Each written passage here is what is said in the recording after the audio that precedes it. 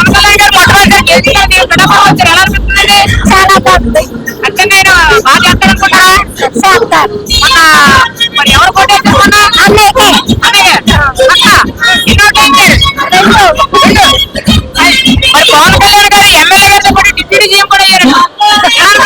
బాగుంది. చాలా బాగుంది. అన్నయ్య చూసారుగా గెలిచిన తర్వాత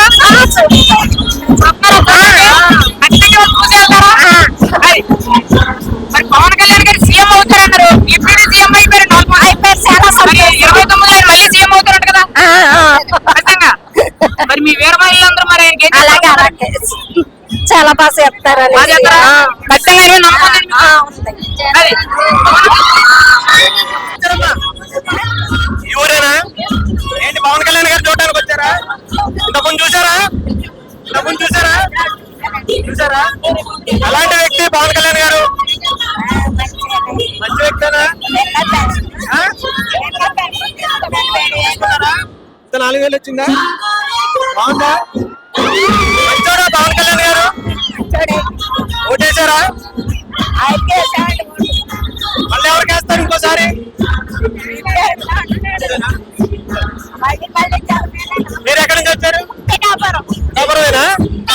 వచ్చారా? ఎవరి కోసం? ఎందుకని అంత పిచ్చి ఎందుకు పవన్ కళ్యాణ్ గారు?